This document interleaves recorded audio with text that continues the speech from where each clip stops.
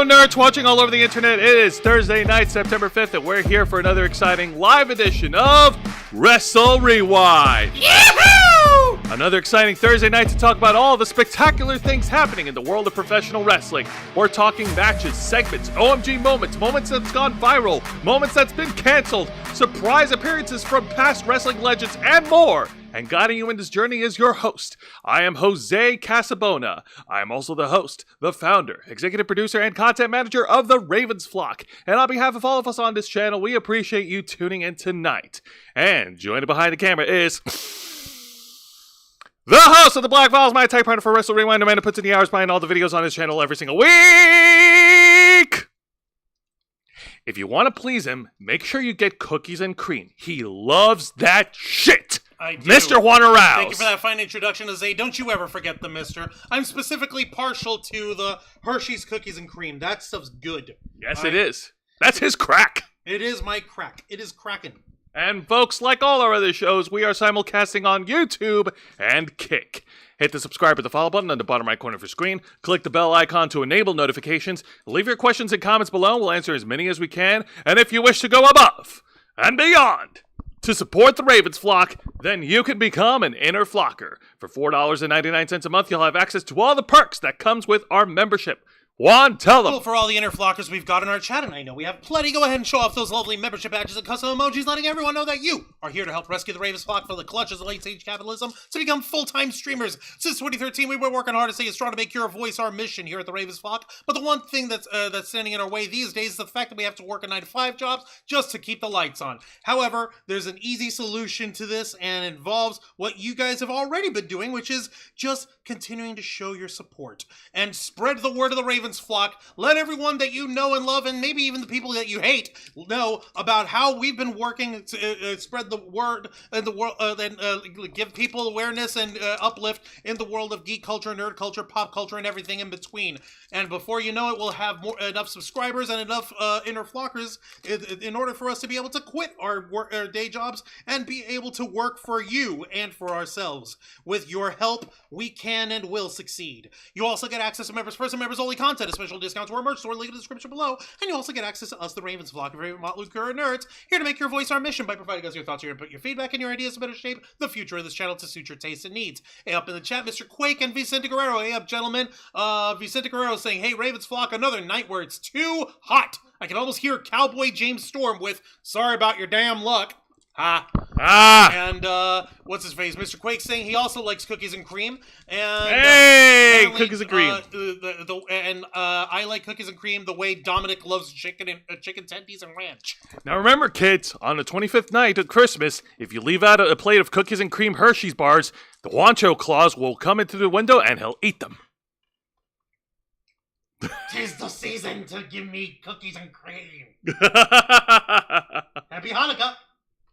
Now, sadly, we don't have any cookies and cream, Wancho, but we'll get. But what we do have, we have don't worry. I've got something that'll help quench your thirst. Jose, we're not looking to quench my thirst. We're looking to get me cookies and cream. God dang it! What the hell is the matter with you? Okay, besides, what the heck are we supposed to be doing here on Wrestle Rewind? Well, first of all, here on Wrestle Rewind, we review 3 of the most exciting professional wrestling programs in North America today. That is WWE's NXT, AEW Dynamite, and TNA Impact. Now, tonight's going to be a very special episode of Wrestle Rewind because we just got through a jam-packed weekend of non-stop wrestling. The last weekend of August 31st, September 1st, and August 30th. It was crammed with a lot of wrestling, and we're going to be talking about the three pay-per-views tonight. That is. Give me a minute. Keep stalling for crying out loud. Yeah. Tell people, give them a bunch of shit to get invested and hyped for. God all right, well, listen, we're going to be, like I said, we're going to be reviewing 3 pay-per-views tonight. One of them is going to be WWE's Bash in Berlin, the first ever WWE Premium Live event happening in Berlin, Germany. Jawohl, mein Herr! Achtung, baby! I don't know any other any other German words off the top of my head. My classes from middle school are failing me miserably. Then the other pay-per-view we're going to talk about is, of course, the NXT pay-per-view event, NXT No Mercy, which was in Denver, Colorado on Sunday, September 1st. And to wrap it all up, we will be discussing the TNA pay-per-view event called TNA Emergence, which was on Friday night, August 30th, over in Louisville, Kentucky. The home of the one and only, irrepressible, often imitated, never duplicated, Mr. Jim Cornette. If you fuck up in wrestling, he will slap the taste out of you. Yep, exactly. Somewhere out there, anytime a wrestler botches, Jim Cornette has an odd twitch in his left eye, and he won't understand why. He's suddenly angry out of nowhere. Yeah, you know what? Here's the thing with him. Like, his energy comes from a lot of anger. Now, I don't think we can match that level of anger. That is way too much anger, way too much hatred, way too much contempt for us to emotionally invest in. We need another alternative sourch of energy. Well, we already have a source of energy right there, Jose. But he's at Glitch Energy, of course. A Glitch Energy specially formulated smart energy blend can keep you running strong all day long, just like the Ravens flock. And they do so with zero sugar, zero carbs, 0 calories, 0 lag, and 0 crash. Check this out. For crying out loud. You see this? It's delicious stuff. It's called Neon Sugar. It's the best flavor in the history of the world. I know Zayana and Dragonfang are partial to the nerdies. I can understand that. But it's got nothing on the Neon Sugar over here. But damn it, Juan wanted it. The prophecy has come true. You're damn right. You see why? It's cotton candy. You see that? It's cotton candy flavored. No one can take this away from me. This is inspired by the streamer Laura the Explorer because holy cow, she's hot, and also that flavor is awesome. But what's more important than that is the fact that this stuff tastes good. Isn't that right, Jose? That's right. And if you go to glitchenergy.com and use our promo code FlockFuel, you'll receive a 20% discount on your order. So what are you guys waiting for? We wouldn't steer you folks wrong. Well, we know how busy you can get if you're whether you're working or you're gaming or you're playing or you're just just needing to burn the midnight oil. Then the best way to do that is by loading yourself with a nice heaping cup of Glitch Energy. So go ahead and head over to glitchenergy.com. Use our promo code FlockFuel to get 20% off of your order. That's right. All right. So, Thank folks, you to Glitch Energy for partnering with the Ravens flock. Absolutely. Thank you very much. Now, of course, before we get into it, we have to recognize a special holiday event on our calendar. Well, unofficial, that is. Because yesterday Unofficial, my happy dick! Because yesterday was September 4th. And kids, you know what that means. September 4th is Brawl Out Day! If you and just like Jose mentioned the cookies and cream bit, if you leave, remember kids, on the eve of September 4th, if you leave out a muffin and sparkling water, you actually have the fucking screenshot. Yes, I do. Oh my god. You fucker. Just if you leave out a muffin and a can of sparkling water, then CM Punk will come to your home in the middle of the night and he'll leave you with a copy of the Real World Championship belt and one of the Young Bucks' teeth that got knocked out by a freaking CM Punk punching him in the mouth. But if you don't, then Ace Austin will come and bite you in the arm. Now, in all seriousness, yes, this is historically significant because 2 years ago, on September 4th, 2022, at AEW All Out, after CM Punk captured the AEW World title against Jon Moxley in the main event over in Chicago, Illinois, CM Punk sat down in the post-pay-per-view media scrum, and he was at his wit's end and injured to boot. CM Punk pretty much unloaded a lot of shit during the press conference, a pipe bomb like no other. This pipe bomb was so enormous that it completely blew away the pipe bomb from 2011. Whoa. Let's not say shit that we can't take back, Jose. Well, no, because listen, he vented a lot of frustrations. He pretty much first went after the wrestling journalists who are reporting inaccurate information, and then he zeroed in on Hangman Page and the Young Bucks, who, by the way, are the executive vice president of All Elite Wrestling. Listen, we've done a whole video, a whole episode on this on the Black Files. So if you want to hear more details of our takes on the Brawlout situation, Juan will share the link in the live chat right now. You're damn right. So remember, kids, 'tis the season to be old and hurt and tired and working with fucking children. So I'm not children. I mean, no, we're not children. Yeah, well, you listen. That applies to me, okay? I'm the oldest one in the Ravens flock, and that means the rest of you are fucking children. So yeah, it does apply to you, asshole. Just not the way you think, asshole. Go cry me a river. Yeah, little glass asshole, you son of a bitch. All right. So now that we got the holiday festivities out of the way, deck the halls with boughs of holly. What the fuck? All right. Now let's go ahead and get into the official review. Juan, ring that bell. Don't mind if I do. We're going to start things off by reviewing the pay-per-view event of WWE's Bash in Berlin. Berlin! Ich bin ein Berliner. It was truly a remarkable pay-per-view. Wunderbar, mein Herr. First of all, a big shout out to all the folks who tuned into our watch party of WWE Bash in Berlin on Saturday, August 31st. You guys have been fantastic. If you missed it, do not worry, because we are going to review this pay-per-view right now. According to this hobo, we got to do it right now. So, all right, what matches are we doing, huh? All right, well, here's the thing. We're going to be reviewing the entire pay-per-view because there was only 5 matches. Yeah, believe it or not, there was only 5 matches in the pay-per-view event. Lately, there's been like very few matches in WWE pay-per-view events since the takeover of one Triple H. Well, not counting WrestleMania, of course.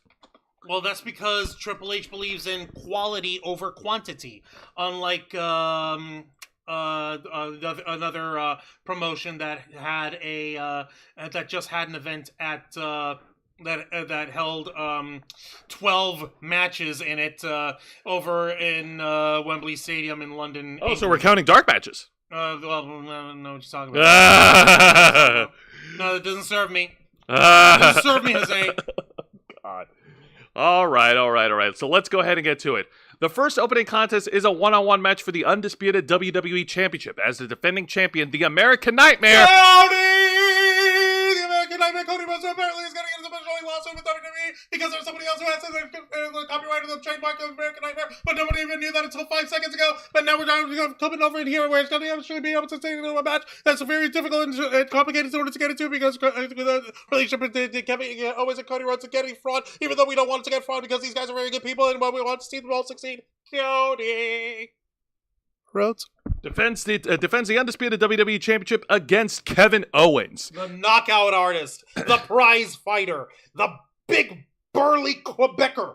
That's right. Now the story is a real Quebecer now, son. Now, the story that they've been telling with this rivalry and on SmackDown is that Cody Rhodes gave Kevin Owens a shot at the undisputed WWE Championship. Kevin Owens, of course, being the humble one, believes that he doesn't deserve a shot at the title. The fans argued against it. Cody argued against it. The match is made official. And then for the past couple of weeks heading into the pay-per-view event, we were seeing a little bit of a tease of a heel turn from Kevin Owens. Even at one point, like before SmackDown went off the air, Kevin Owens teasing that he was going to hit Cody with the championship. He just walks up to him, hands him the title, just walks away. Like he faked him. Like, keep you on your toes there, Roadster. But they're also telling the other story in this rivalry that Cody Rhodes may not be all that humble and all that awesome as he presents himself. Yeah, it's coming, like, you're getting a sense of, is Cody being condescending? Is he acting holier than thou on purpose? Is he being a prick on purpose? Or, like, is this just us reading too much into it? We don't know. We're not sure. We can't tell. Because unlike some assholes who don't know how to work, Cody gives you nuance, gives you subtlety, gives you drama, and pathos and shit. Now, so it's filler? What the hell do you mean it's filler? That ain't no filler. What filler is? Apparently, that's the stuff that that Vince McMahon had in his fucking in his forehead when he got his hair dyed jet black and had the creepy pencil stash. Let's not talk about that, please. I will always talk about that because it looked disgusting.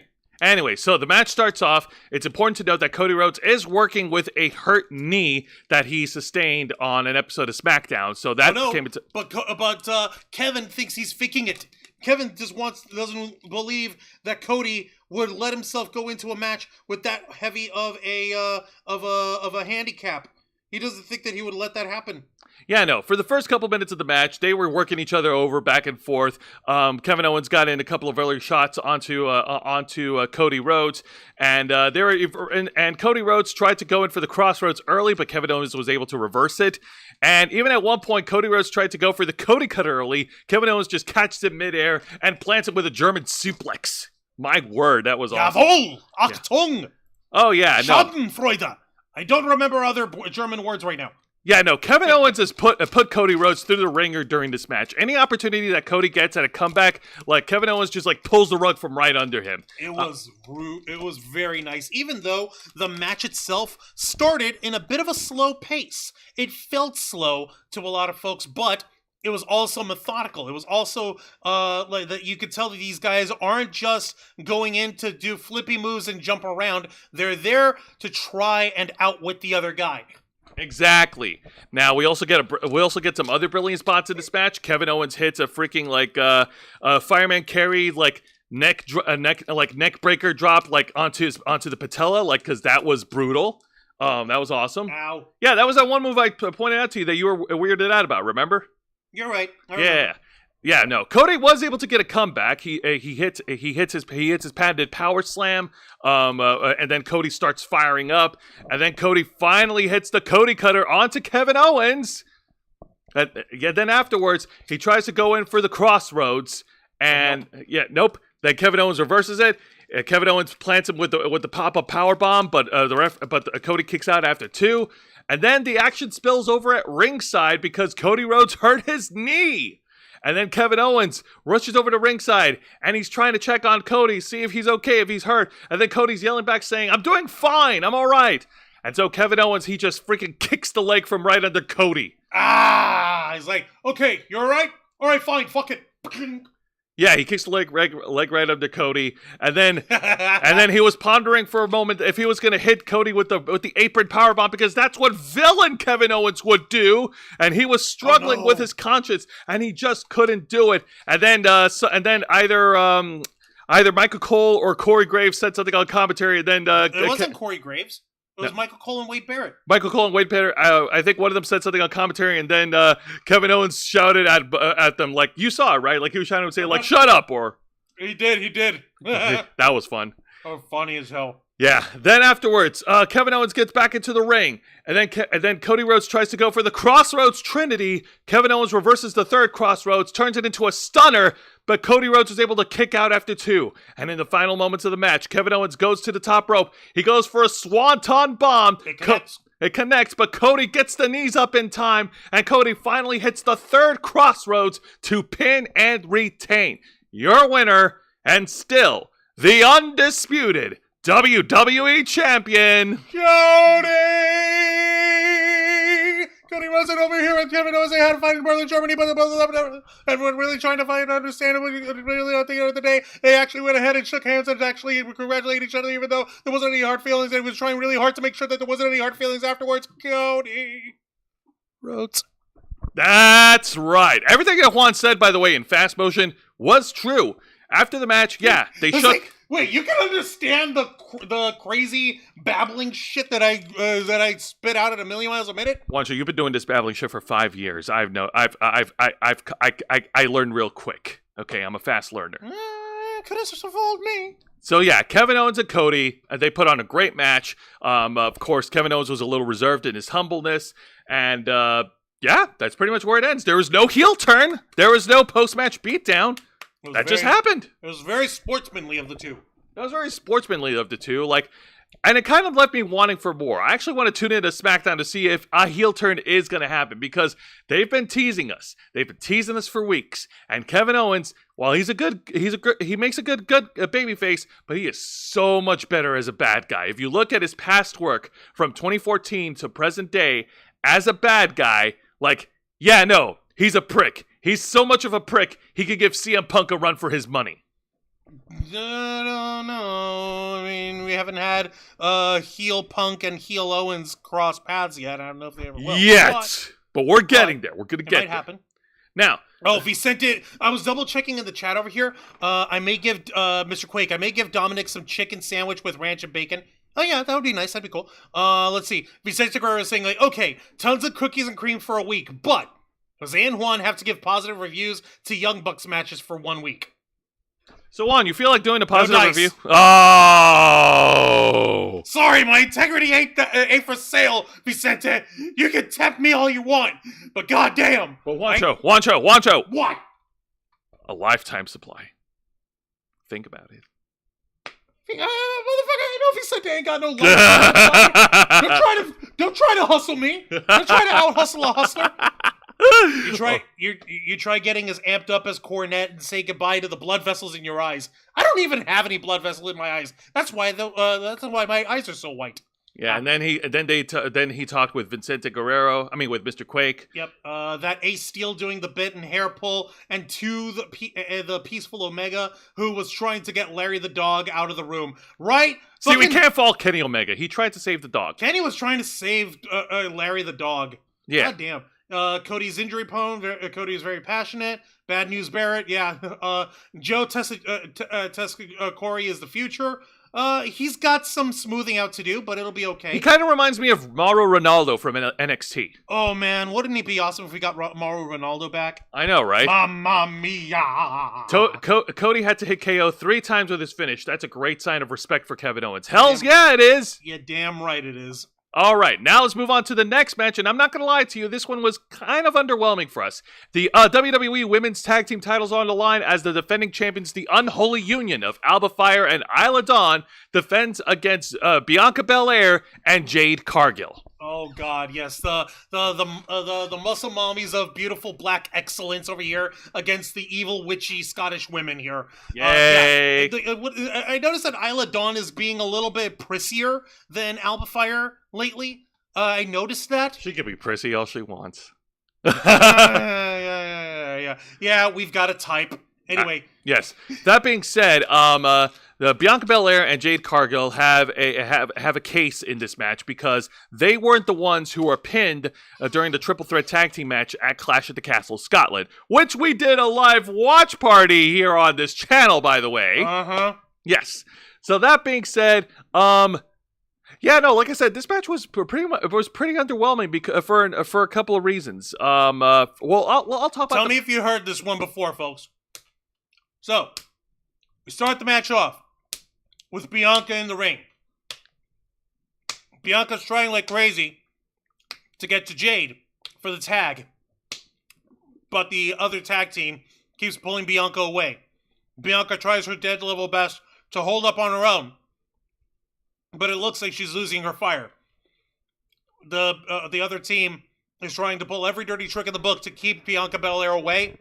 But ultimately, Jade Cargill gets the hot tag, and the two women end up blasting the ever-living shit out of their opponents, winning the match.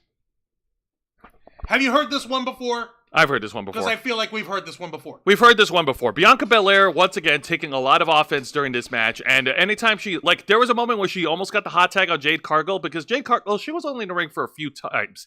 But before they got the hot tag, the Unholy Union just knocks Jade Cargill off the ring apron, knocking her to the barricade.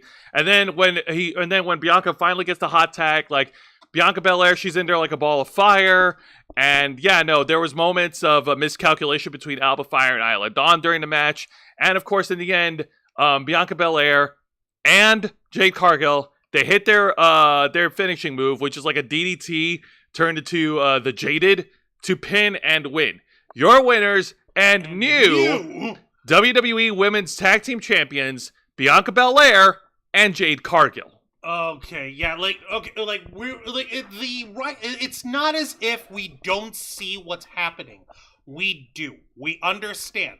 Like Jose was talking about during our watch party with Angel along with us, and Angel was just loving this shit left, right, and center because, I mean, look at these muscle ladies just whipping shit up, wrecking shit. From what I've read through various sources, WWE had trepidations about overexposing Jade Cargill in the ring because she's not exactly ready yet, and that's why she's not as polished as she can be quite yet. Not yet. Yeah, not yet. And another reason why this match didn't sit well for me is because of the title reign of the Unholy Union. They've been champions since Clash at the Castle, and Clash at the Castle, that was in July. In the first, it was in it was in June, right? Clash of the Castle in Scotland. Hang on. Yep, Clash of the Castle, Scotland was in June. Yeah. Yeah, they've been champs. June 13th? 15th. They've been champions from June 15th till August 31st. And I felt like they've had title defenses, but I wish they could have gone a little bit longer as tag champions. And it also tells a really crappy narrative, although that depends on the opinions of people, that they just won the titles just to get a pop at Scotland. Well, that is a really crappy argument. Because you're not wrong on the one hand, but at the same time, we've got these folks in there, and it's not as if Isla Dawn and Alba Fire aren't championship material. They are. They absolutely were, and they absolutely earned it. However, at the same time, we're trying to tell a story. We're trying to tell a story about the chase happening with Cargill and Bianca going after the championships, trying to reclaim it, because, like you said, they weren't the ones who actually lost the match. All right, fair enough. I guess, like I said, for those reasons, like, this match didn't do it well for me. So if I were to ever pick out a lackluster match, unfortunately, this would be it. Yeah, afraid you're right. And like I said, the only reason why is because out of the 5 matches, this match, regrettably, while it was good, it didn't feel as big as the other 4 matches surrounding it. You know what I mean? Hold on. How do I compare? Okay, imagine you're trying to get ground beef. It's the difference between chuck ground beef and lean chuck ground beef. You know, it's like the chuck will work well for you, but it's got more fat content to it, and of course the leaner one is going to be leaner. You know, and that's kind of the difference. They're both still ground beef. They're both still going to taste excellent when you cook it, but you just got to hassle a little bit more with the ground chuck because it's got more fat content in it. Precisely. Did that make sense? No, I caught on. We had beef stroganoff tonight. I'm over here thinking about ground beef, even though we had beef strips in ours instead, and I'm over here still thinking about beef. I'm hungry. I don't know why. Damn, dude, you got a black hole. You got a vortex in there. No kidding! Welcome to the conversation. Well, hopefully this next match will help fill that stomach, I hope, because we're talking about a strap match. 2 guys that have had a long-time grudge since the Royal Rumble of this year, as CM Punk, the Second City Saint, goes one-on-one against Drew McIntyre, the Scottish psychopath. The Scottish warrior versus the best in the fucking world. Oh, the match conditions are very simple, people. First off, this match is brought to you by Killer's Game, starring Dave Bautista, Sophia Boutella, and special cameo appearance by Drew McIntyre in theaters soon. Oh, and Ben Kingsley. And Sir Ben Kingsley. Yeah, and Terry Crews. Yeah, they're kind of a big and deal. Palm Clementif. Okay. Yeah, anyway. Mantis. So, let me just fix this because. No, you're fine. But yeah, these guys have been feuding since January, and it's taken so many. For this and it happened. And it's taken so many different chapters. CM Punk got his tricep injured at the Royal Rumble. I prayed for this and it happened. CM Punk beat the shit out of Drew McIntyre at WrestleMania. He didn't beat the shit out of him. Drew McIntyre won the World Heavyweight Championship, was gloating at CM Punk, which CM Punk retaliated by beating the shit out of him. Okay, yeah, you're right. It was beating the shit out And of him. then Damian Priest cashed in his Money in the Bank contract to win the world title, which is awesome. And then CM Punk trolled Drew McIntyre at Clash at the Castle, Scotland, coming in dressed as with a referee shirt at the main event. Angel's favorite. He sent me the fucking photo. It's his favorite fucking photo on planet Earth. Yeah, you go ahead and do that. I'll keep talking. And the feud continues to heat up. It gets personal when Drew McIntyre steals a prized possession, something very endearing to CM Punk. No, something dear to CM Punk. Something dear to CM Punk. And that is a bracelet that has the names Larry, his dog, and the name of his wife, AJ Lee, the former WWE Divas champion. Yep, the original crazy girl herself, who was a trailblazer in her own right because goddamn this woman. Yeah, now it's Angel's favorite photo ever, just because it's the big fuck you. Nope, that's a 2 count, buddy. Oh, and I forgot to mention, Punk also trolled McIntyre again afterwards at Money in the Bank, keeping him from cashing in his Money in the Bank briefcase for the world title. And then these two squared off at SummerSlam, where unfortunately Drew McIntyre got the first win. And that's how we got all the way here to Bash in Berlin. So, let's talk about this. So, before the bell rang, Drew McIntyre immediately starts beating the shit out of CM Punk. Fucking Drew McIntyre jumped Punk before the match actually even got started, was wailing the fuck out of him, and grabbed the 13-foot-long leather strap from the referee and was using it to whip Punk like a government mule. Yes, oh my goodness. And then as soon as the bell rang, like Punk was already... No, not as soon as. Because first... Hang on, I'm chowing down on some nerdy's gummy clusters I haven't had in a long time. Drew McIntyre was whipping the shit out of Punk, and he forced the referee to start the match after strapping the strap onto Punk's wrist and then onto his own after beating the shit out of him. He was harassing the ref. Okay, you gotta mention that part, Zay. Yeah, that's right. Important. No, Drew McIntyre was harassing. He was pretty much like coercing the ref to start the match. Even though the ref is like, what the fuck is wrong with you? No, you're over here beating the shit out of this guy. You're not even waiting for the match to start. What's wrong with you? It's like, no. He has the strap on. I have the strap on. We're gonna get strapped. Start the strap match. Fine, fuck you. Ring the bell. Yeah, ring the bell. We got our straps on. We're going in dry. What? Anyways, so the bell rings, and Drew McIntyre. It looks like he's gonna win this match. Easy pickings. He hits the corners. CM Punk then gets back on his feet and hits him with a GTS early. That was so cool. So CM Punk, he then tries to go for the corners. Drew McIntyre. You got to remember, folks, the way to win a strap match is you need to touch all 4 corners of the ring in succession without interruption. The first wrestler in the strap match to do this is the winner. You had the red lights on the set up on the ring post for McIntyre and the green lights for Punk.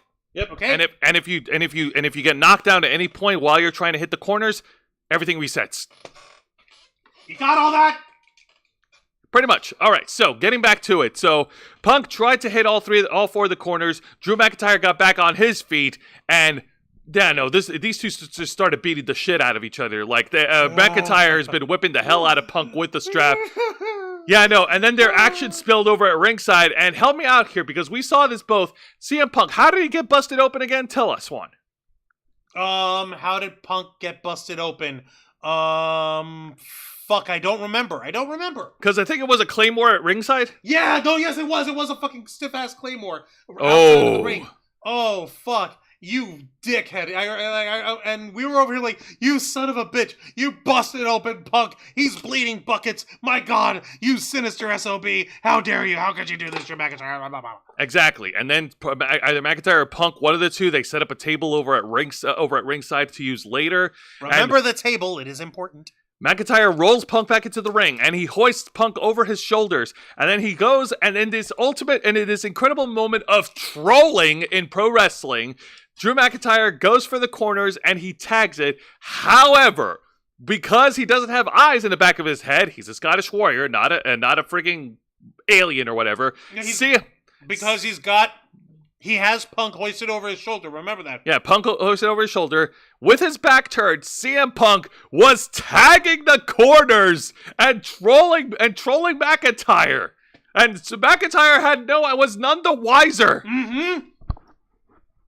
Punk was doing a spot that was predicted by Jim Cornette and Brian Last on the Jim Cornette Experience before the strap match came out by saying, "Oh wait, they're gonna finish with the spot of the babyface tapping the corners after the heel does, and at the last minute the babyface is the one who gets the last tap and wins the match." No, that was a false finish there, brother. It wasn't finished quite yet. Yeah, Bugs Bunny vibes. I know, right? Yeah, you stinker. Of course, yeah. And before Drew gets to the fourth corner, these two start struggling. And then, of course, the whole thing resets again. There was and then and after some more back and forth action between CM Punk and Drew McIntyre, McIntyre finally lays out Punk with a freaking Claymore again in the middle of the ring. And then he tries to go for the corners again. CM Punk stops him in his tracks. And then we get a table spot finally because CM Punk knocks Drew McIntyre and McIntyre collides. No. Drew McIntyre dunks CM Punk through the table at ringside. Yeah, I was about to fucking say, get yourself right, Jose. No. It was Drew who dumped Punk on the table, even though Punk was the one who set it up. How dare you? The nerve, the gall, the unmitigated disaster, the absolute villainy of this man. How dare he? You can tell I'm fucking hamming it up. I'm loving every minute of this. Like, evil, spiteful, prick who can't let shit go. Drew McIntyre is peak Drew over here, and I'm living for it. I do enjoy this. Of course. And then afterwards, Punk, it looks like he's out of it. Drew McIntyre tries to close in on a victory. CM Punk gets back on his feet, and he hits Drew McIntyre with the freaking GTS. However, in this special moment of finishing the match, which I swear I can replicate it if I wanted to on my copy of WWE 2K24, while going to every corner, CM Punk spams the GTS onto Drew McIntyre 3 more times before hitting every corner. Like, he knocks Drew with each corner with a fucking GTS, like, just to make fucking sure and one to grow. Oh, wait. You forgot something important, Zane. The bracelet. The bracelet. Before hitting the corner and after hitting the GTS, CM Punk gets his bracelet back and he hits the final corner and wins. Your winner, CM Punk. Also, I'd like to point out at another moment of trolling. Well, depending on how you take it, CM Punk's ring gear is the same ring gear that he wore in his last match at AEW All In London 2023 when he wrestled Samoa Joe defending the Real World title. Yeah, it was his traditional CM Punk tights. The white tights with the Chicago flag on it, the traditional classic CM Punk tights. Fucking brilliant. That was a touch of like nostalgic brilliance. The last time he was in Europe, he wore those tights. He walked out as the Real World Champion. This time when he came in to Europe, he wore the same fucking gear and won against Drew McIntyre. Maybe those are like his lucky tights. My question over here is, and I know that this is not an important question to you, but this is the most important question to me. When is Punk going to debut the Long Boys in WWE? Oh yeah, dude. The attire drip of CM Punk in AEW, that was freaking awesome. He wore fight shorts, he wore the Long Boys, he was paying tribute to Sting. It was awesome. It was wonderful. It was fucking funny. And they're Long Boys. They piss people off for no reason, and I love it. Let me take a look at the chat over here while we're at it. I love Nerds Candies. Yep. See, like, I'm chowing on these, the gummy clusters. Amazing. I mentioned Nerds last night on the Black Files, and Juan gets himself a pack. Yeah, you can put it in my head. I hope you're proud of yourself. Let's see. Definitely, oh yeah, Tiffany gives me Cinderella vibes. Which Tiffany? Are you talking about Tiffany Stratton? Tiffany Stratton, I think. No, like, she's more Barbie than she's more Barbie, yeah. And let me see here. And Vicente is saying, where is it here? Punk trolling as only he can. So slick yet fucking funny. Ah. Yep. Not shocking. Drew jumped Punk. Remember the Scottish Psychopath nickname that Dolph Ziggler gave him too. Yep. Very good. And let's see here. If Tiffany's version of Cinderella is like 1977 movie called The Cinderella, and Tiffany's naked a few times, I'm all for her Cinderella impression. Ha! Dang it. Giggity. Oh my god. But yeah, no. A great match. Great match for Punk. Great match for Drew. Punk is the one to go over. They're teasing a rubber match, and I'm calling it right now. I'm gonna call it right now, and y'all are watching. CM Punk versus Drew McIntyre will fight one more time at Bad Blood over in Atlanta on October 4th, I think. Yeah. Saturday. Yes. Yep. And it's gonna be Hell in a Cell. You think it's going to be a Hell in a Cell match? I think it's going to be a Hell in a Cell match. I think WWE is going to bring it back. For Bad Blood. Really? Yes, and I think it's only appropriate because that's where Bad Blood debuted to Hell in a Cell in 1997. Okay, you're not wrong.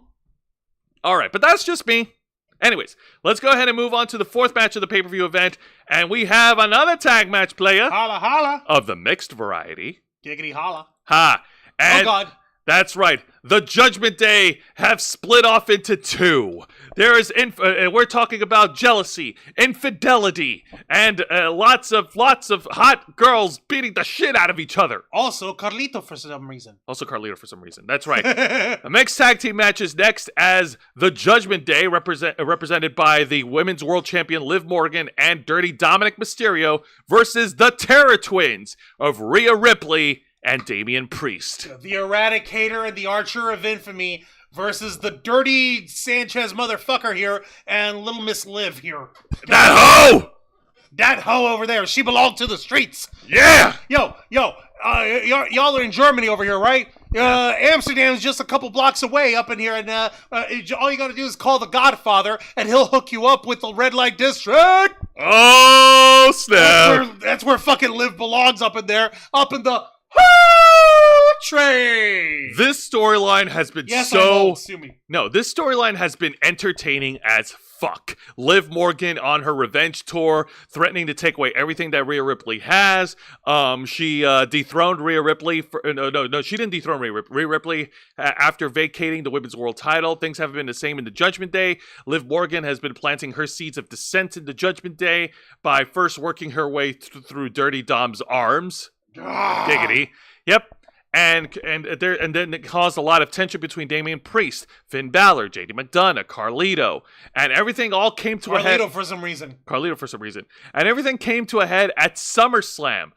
Rhea Ripley lost to Liv Morgan after Dominic Mysterio showed his true colors and cost Rhea Ripley the Women's World title match. And Damian Priest lost the World Championship against Gunther after Finn Balor turned on him. The fucking nerve! Why, Finn? Why? I know. Oh my goodness. And then this is how we get to this tag match. This was so fucking fun. A lot of the action, of course, was given to Damian Priest and Dominic Mysterio. Like they took it a lot of brunt during the tag match. But the real story, the real thing that the fans are excited for, was, of course, Rhea Ripley getting in the ring and beating the shit out of Liv Morgan. Yeah, finally getting her hands on this little blonde bimbo. How dare she? The fucking nerve of them. How dare they? How dare they indeed. Oh my goodness. And of course, I'm doing my best to try and talk about this match, of course, but like I was also like laughing it up and goofing off at it because it's so funny and it's so entertaining.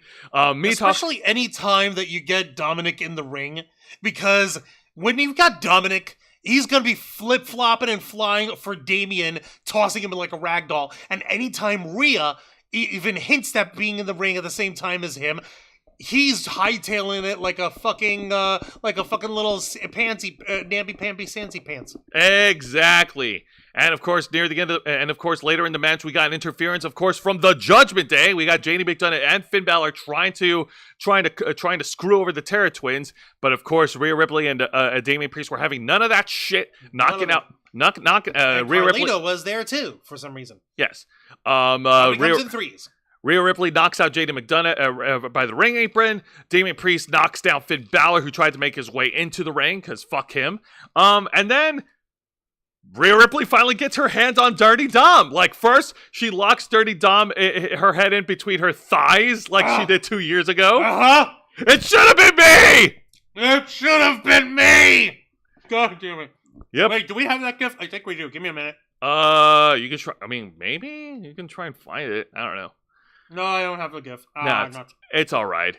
And Damian Priest, and then afterwards, Damian Priest is given the body of Dirty Dominic Mysterio, and he lays him out at ringside. Oh, while mommy, she's got Liv Morgan in the middle of the ring, all to her onesies, and Rhea Ripley lays out Liv Morgan with the Riptide, and then does that sexy pin for the win. By the way, she calls that pin the pretzel pin? Yeah. Okay. Your winners, Damian Priest and Rhea Ripley. Ah, the brutality of the two. The Terror Twins cannot be stopped. Not by namby-pamby little assholes like them. Yeah, not by the neutered Judgment but Day. Truthfully, yeah. No. Should have been me. It should have been me. Oh my god. That's literally every fanboy and fangirl of Rhea Ripley right now. Every one of them! Don't you fucking lie to us! Any one of you freaking psychos are thinking the same fucking thing! We all want a little bit of that mommy action, but at the same time, we know that we can't fucking have it because for some fucking reason, she's got herself set up with Buddy Matthews! Buddy Matthews of all the... What the fuck has Buddy got that we ain't got? A House of Black? Okay, that's kind of cool. Thank you.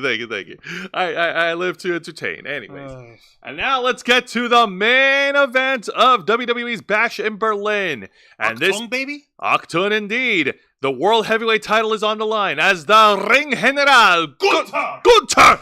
Nope. Ah! Fuck! Why do you keep throwing that at your dick? Why? Because he made it famous. I can't with you. I just can't with this guy. Defends the world title against the Viper, Randy Orton. The apex predator, the thickest fucking man in pro wrestling right now in terms of body and weight and size. He's gotten dummy thick in the fucking craziest way. Now, this was super special awesome because even though Gunther is Austrian, he was very much welcomed by the German crowd, who were all behind Gunther. And this was very much a hometown hero. This was very much a hometown welcome for this young lad. How the fuck old is Gunther anyway? I think he's like 30. I think he's like 32 years old right now. Fuck what? Yeah, go ahead and look him up. You fucking serious? Yeah, let's see. Let's check it out. Fact checking. 37. Oh, never mind. Okay, I was about to fucking say the 32. No, that ain't the face of a 32-year-old. Nuh-uh. No, that's closer to 40s than anything else. He's still in his awesome years, okay? Yes, he is. Which was cool because we got the entrance and presentation that he deserved. Because Gunther was not only coming out of the ring with the adulation of all of Berlin behind him, but he was announced in German and introduced by his longtime friend and member of Imperium, Ludwig Kaiser. That's right. Because authenticity and tradition is very important. The mat is sacred. The ring is sacred, God damn it. God damn it indeed. Now, and yeah, no, the crowd of Berlin were so on fire that it even caught Randy Orton off guard. Yeah, no, Randy was like, oh, this is how it's happening. Okay. Yeah, no, I can get behind this. And Randy, it wasn't like they were booing him at all. No. What was happening is, of course, folks were chanting for Randy Orton, but when Gunther showed up, they fucking popped like a balloon over here, man. It was great and it was very nice, especially when you consider the physical journey that Gunther had been through over the years. The physical evolution of the Ring General. Look at this dude. He went from Husky Harris to fucking Der Ring General over here. For fuck's sake, man. This guy is impressive. That's just dedication. Now that picture right there with the black and green trench coat that he's wearing, that's during his time, I believe, either in Progress or Pro Wrestling Guerrilla. And then at the bottom, like his semi-toned up look, that was when he was during his time in NXT UK before moving to America and trimming down so that he could become peak Gunther. Yeah. We're sure about that because the red ring ropes over here. We're sure that was NXT UK? Yes, because I watched NXT UK. Okay, I'm asking because I want to be sure. Don't you test my knowledge. I'm not testing your knowledge. This is during the time when he was Walter. Okay. Yeah, you remember Walter? I remember Walter. Do you remember Gunther? Of yeah, course me neither. Anyway, so getting to it, this is a battle between two amazing heavyweights. Like, there was no fast-paced motions, there was no high-flying moves. It's just pure in-ring, mat-style power moves between these guys. You know what it was? It's the fucking speech that the trainer that helps Rocky in Rocky Balboa give him. His old trainer who was with him with Apollo Creed is like, okay, you've got calcium deposits in your joints, so sparring is out. You need your knees can't handle the hard. Your knees can't handle the pounding, so hard running is out. You can't spar worth a damn. So what we're gonna need to call on is pure blunt force trauma. Gonna have to bring in some heavy weights that will knock him so hard that his ancestors are gonna feel it. Yeah. Let's build some hurtin' bombs. These guys were okay. The meme of big meaty men slapping meat, but actual meat. Not just big fluffy dudes, you know? Like, yeah, we love seeing, what's his nuts in Alpha Academy, fucking, Otis, slapping meat. We like seeing the great Obafemi slapping meat over here. But this was a meat slapping on a different level. This was the meatiest, just lean, velvety, lightly marbled meat of meatiness slapping against lightly marbled meatiness, because Gunther was in the best shape of his career. Randy Orton is like 25 pounds heavier than his frame should ever fucking allow because he's got all that muscle after his surgery. And these guys are just like fucking, their movements are aren't fucking super fast and flashy, but when they strike, it hurts. When they slam, it hurts. And that's the fucking story being told here. Hell, there was even during a moment, like, Gunther usually dominates a lot in his matches, and this is the first time where the tape where the script was flipped because Randy Orton was doing a lot of the pounding. In fact, at ringside, at ringside, Randy Orton actually tried to plant Gunther through the table like 3 times consecutively with back suplexes, but the table would not break. Wait, you what? Yeah, I know, remember? The table wouldn't, the Michael Cole announce table wouldn't break. But we can't say the same for the German announce table. Oh. I made this joke, I'm like, hey, listen, guys, the real reason, like, I know you guys signed the dotted line, but listen, we only need you for the table spots, so just giving you a little bit of forewarning, okay? But we're over here announcing in German for our German audience. Yeah, it's okay, listen. We'll buy you dinner.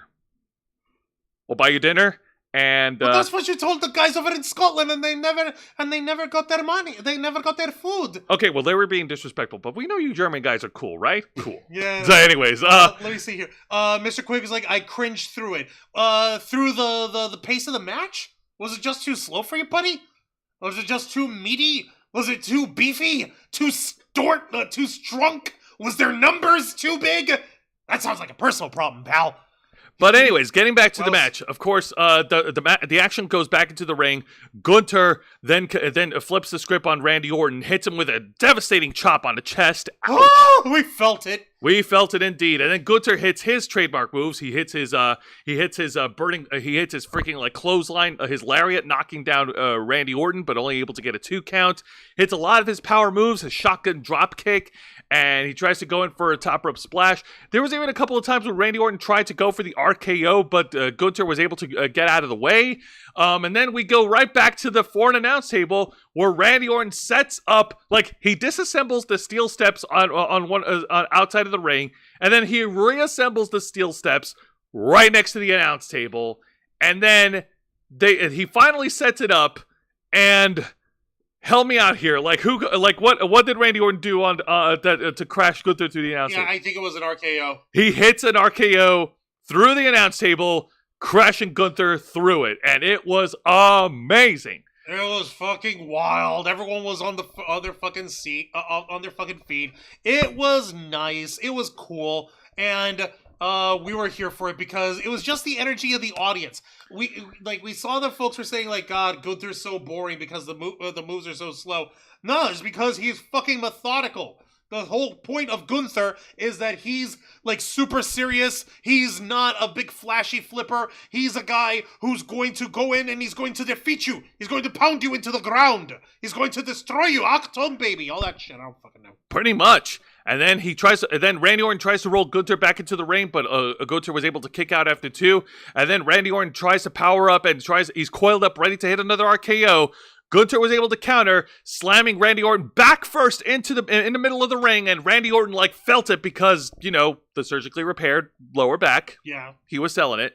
And then Gunther locks in the freaking sleeper hold onto Randy Orton. And it wasn't even he was going to go for an RKO, and then he countered, Gunther countered it with the sleeper hold, and once they were on the ground, that's when Randy Orton tried to move out of it. He tried to power out of it. He tried to get away from it, but Gunther was relentless. He was resilient. He kept locking in the chokehold onto Randy. Yeah, it's like, okay, it's not a super finisher, but in the hands of Der Ring General at the same fucking time, it's like any move's a finisher when he's involved.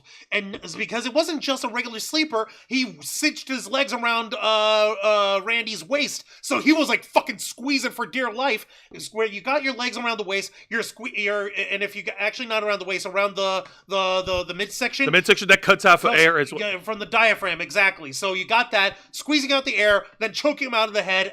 That was it.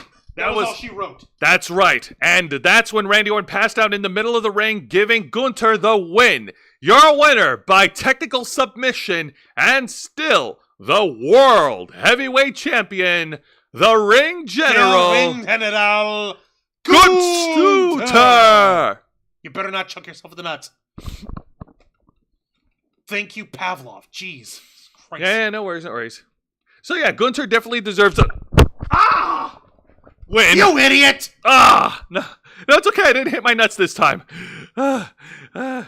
Anyways, Gunther, he deserves all the flowers, and so does Randy Orton. What a main event. You can tell that it was good when Randy shakes your hand afterwards. He shook Gunther's hand afterwards. You know what? No, that was a good match. You fucking did all right.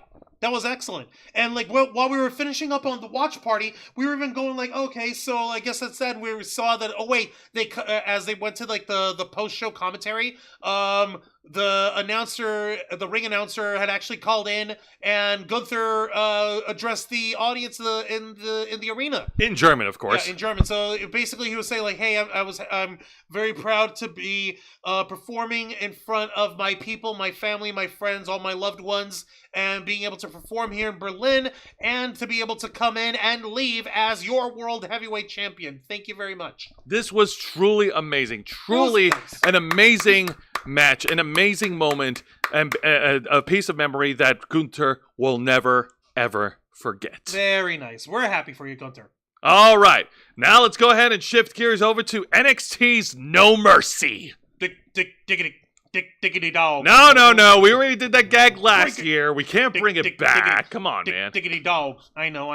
Now, we're going to do this format a little bit differently because, Bash in Berlin, they had 5 matches. This one had, I believe, 6. So we're going to start with the opening match, the exciting match, lackluster match, and the main event. So hit it. All right, the opening contest, of course, for NXT No Mercy is for the NXT Tag Team Championship, Leia. Holla, holla. As the teams of Axiom and Nathan Frazier challenge the newly crowned NXT Tag Champions Chase University, represented by Andre Chase and Ridge Holland.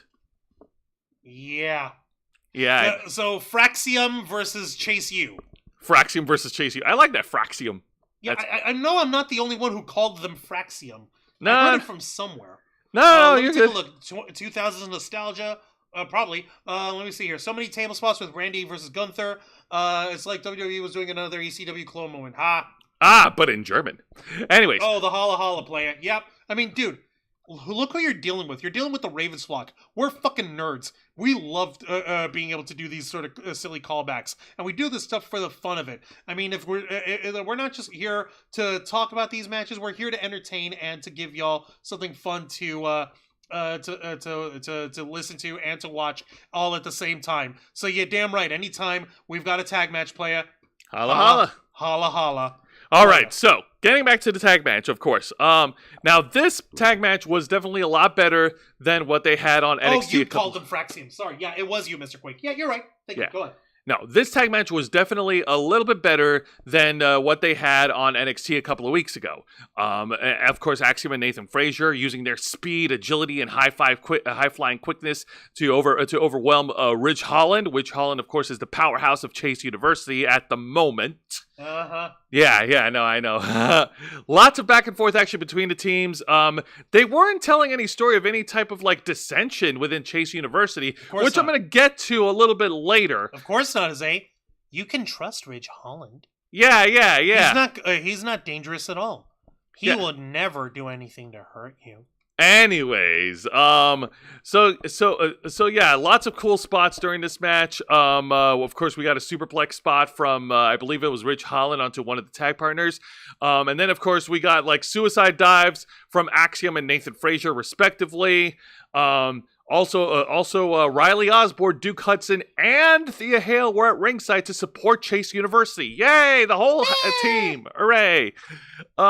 There was a miscommunication moment where Nathan Frazier where Axiom did accidentally hit Nathan Frazier in the middle of the match, and then Chase U then hit their tag team move, which is like backstabber to like some sort of like slam, which is awesome. Backstabber.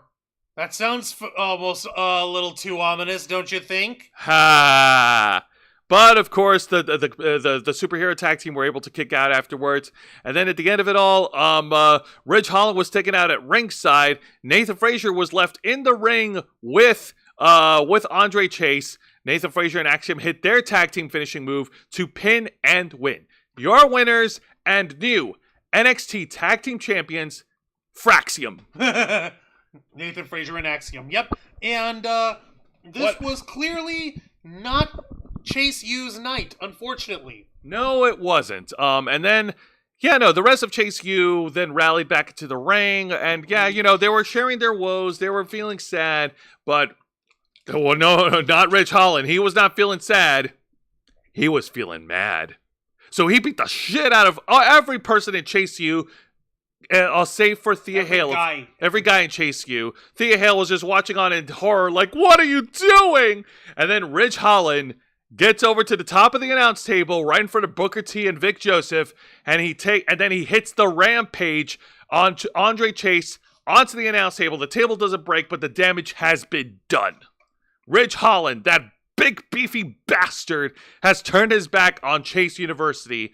And then in between matches during the pay-per-view, Andre Chase was carted out by medical officials and to the back of an ambulance.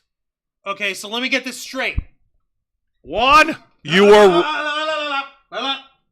Wait a minute. This is a hot tag. No, this is not a hot tag, no.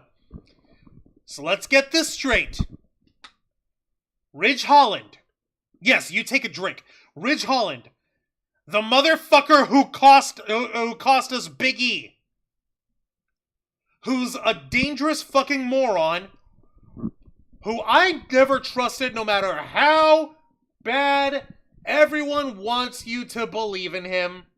No matter how much even the guys at Chase U were rallying behind Ridge Holland. Decided to turn his back on the people who were trying to root for him and ended up seriously injuring one of them. Called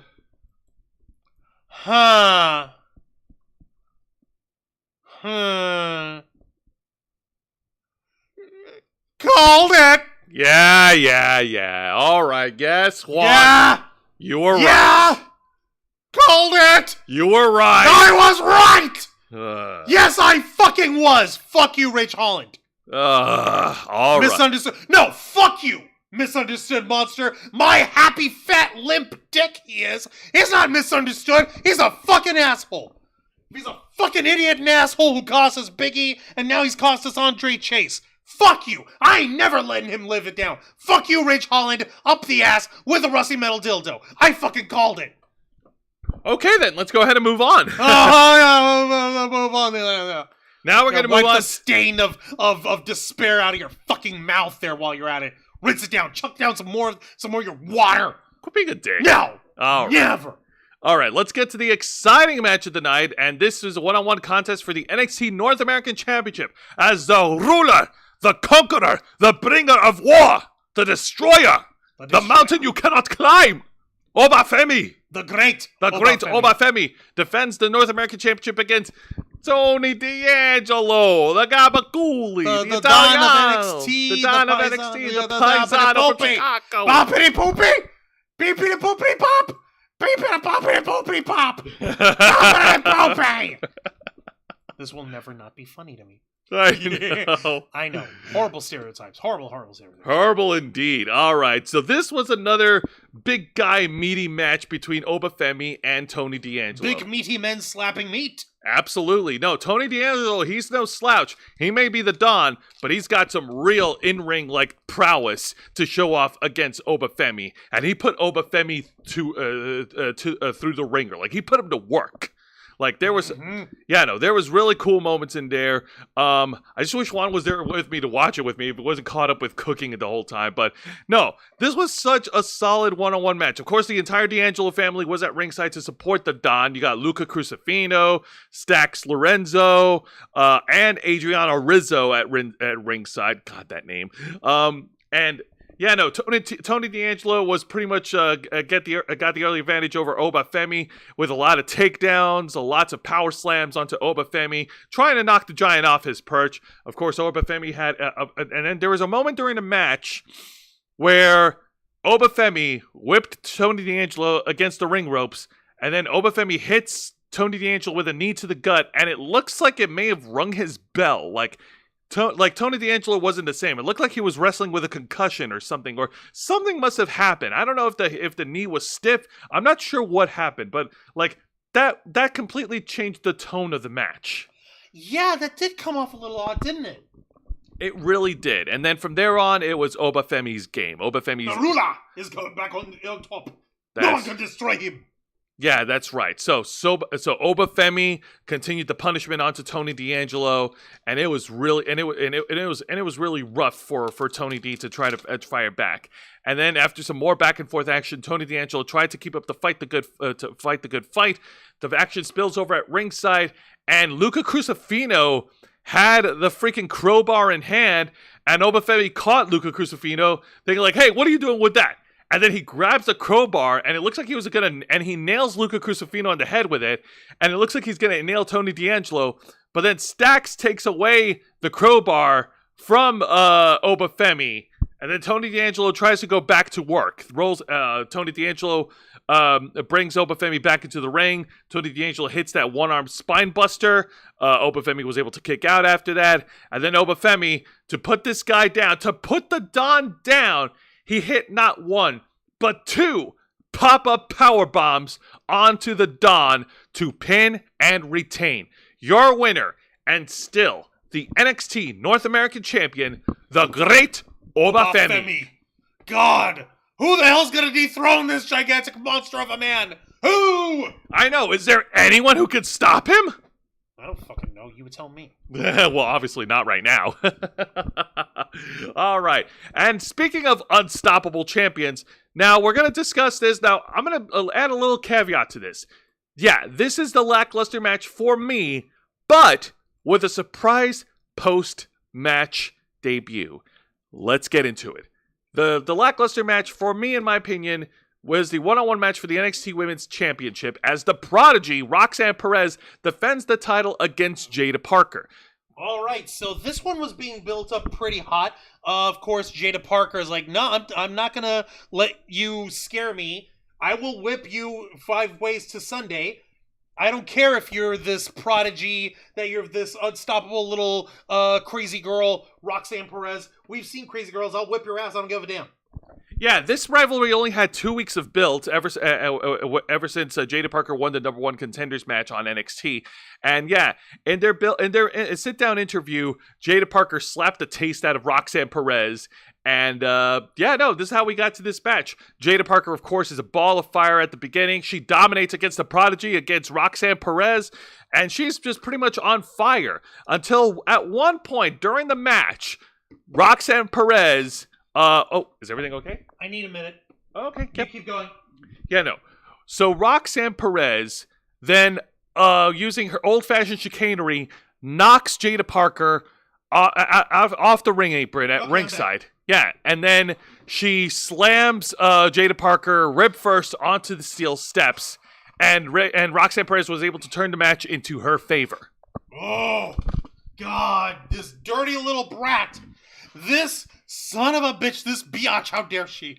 The fucking gall. Oh, yeah. And that became the theme of the night. Roxanne Perez continued her punishment onto Jada Parker, just hitting her with a lot of just keeping her grounded. Just working on the injured spot, softening up the arm for the crossface, of course. And then Jada Parker, at one point, she did try to hit a comeback. She hit a lot of power moves onto Roxanne Perez. She even hit that one move where she's got Roxanne Perez set up on the turnbuckle. And then Jada Parker's on the top turnbuckle. She then drops ass first onto Roxanne Perez. But then that hurts Jada Parker in doing that. Yeah. Fuck. Yeah, no, it's crazy. And then what's her face? And then Roxanne Perez tries to go for the crossface. What's her face? Jada Parker was able to break out of it. Jada Parker then tries to go for the running hip attack, which is her finishing move. And then Roxanne Perez gets knocked out, but she rolls out of the ring. Oh no! And then after some more back and forth action here, Jada Parker, Roxanne Perez then collides with Jada Parker through the security barricade. And then Roxanne Perez hits the pop rocks onto Jada Parker onto the concrete floor on the outside.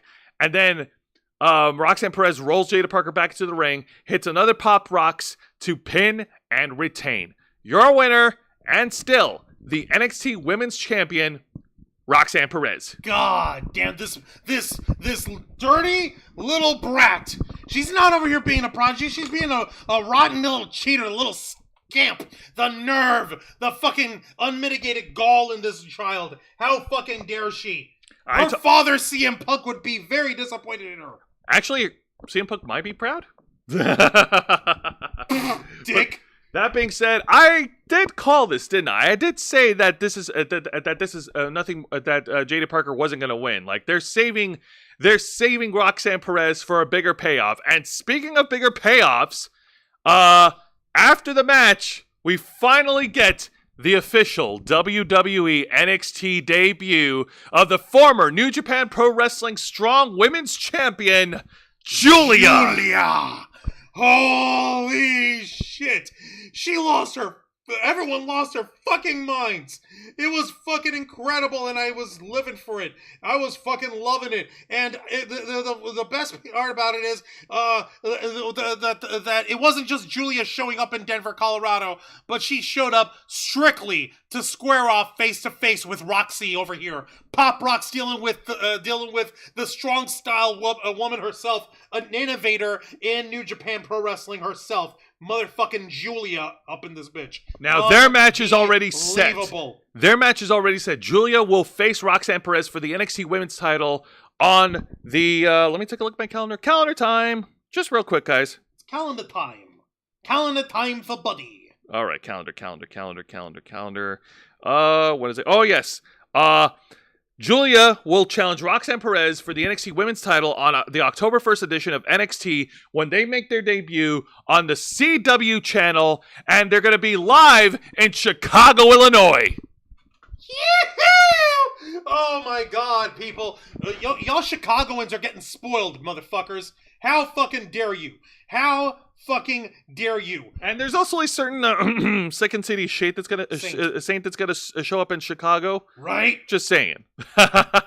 Yeah, no, suckers. There's no getting around it this time around. The straight edge superstar is going to be a part of this, and you better believe it's going to be fun times for all y'all. I'm calling it right now. Julia is the one to dethrone Roxanne Perez. You really think that's going to happen? You really think that's going to do it? 100%. Yes, I'm calling it right now. But now let's get to the main event. And this one was for all the marbles. This one is for the top prize of the gold brand of WWE. Yeah, it's not black and gold. It's definitely not the multicolored 2.0 shit. It's the gold brand, all right? It's fine. It's totally fine to just call it the gold brand. Not the developmental brand, the gold brand, motherfuckers. That's right, folks. The main event, the NXT Championship, is on the line as the defending champion, All Ego Ethan Page, defends the title against the #1 contender, representing TNA. Say his name and he appears. I believe in Joe Hendry. I believe in Joe Hendry. That's right. Joe Hendry has the honor to main event a WWE Premium Live event at NXT No Mercy. Joe Hendry is challenging Ethan Page for the NXT Championship with Trick Williams as a special guest referee. Oh, yeah! I like it. Uh-huh! Oh, yeah, man. Yeah. That's the only reason why Booker T was awake. Yeah, let's call this out right now. Booker T is a shit commentator. He was pretty much silent throughout a lot of the pay-per-view event, and it is fucking ridiculous. How is Vic Joseph still tolerating him? The only times he was awake and alive was when he was A, cheering on Roxy because she's a protege of his wrestling school, and B, anytime Trick Williams is anything. Any fucking thing. He wasn't even cheering for anyone else in the fucking show. He was barely like, oh, I don't know, that dog, I better know. He was barely tolerating Joe Hendry. We know that Booker T doesn't believe. We know you don't believe. You're a false believer. You're a non-believer. Yeah, and Joe Hendry called you out for being the leader of their fan club. You sit in a throne of lies. You need to fucking believe in Joe Hendry. Exactly. Anyway, so getting to the match. So, at the beginning of the match, both of these guys took Ethan Page and Joe Hendry took turns and pushing each other to the corner and stomping away at each other. And Trick Williams was trying to lay down the law early on. And now I'm going to say this right now, and this is the fault on my own. During this main event, unfortunately, that was during the time where we were called over to eat dinner. So we had to watch the highlights of what happened in the main event to get an understanding of what went down. We saw Joe Hendry hitting a lot of his cool spots during the match. Joe Hendry was able to hoist Ethan Page up with a nice elevated stalling suplex, showing off his power, showing off his endurance. That was really cool. Showing off the power of belief. Of course, man. Why? Because this Scottish swinger, this beautiful, blonde, local town hero, the man with who's the solution to all of life's problems over here, was rallying all of Denver, Colorado. The Mile High City was chanting behind him. They were fucking stomp clapping for his ass. They were shouting, "We believe." Exactly. They were wonderful. Beautiful to fucking behold. Don't lie. Of course. After that, Joe Hendry hit his signature fallaway slam and did the awesome kip up, and the fans were still on fire. And then he got the fans all fired up as he hits Ethan Page with the standing ovation. And then Trick Williams calls for the pin. 1, 2, but nope. Ethan Page's foot was outside of the ring ropes. It was underneath the ring ropes. Trick Williams did not do anything wrong. He was calling it down the middle. He had a little bit of an argument with Joe Hendry. Joe Hendry, reluctantly, he understood the assignment. He had to continue.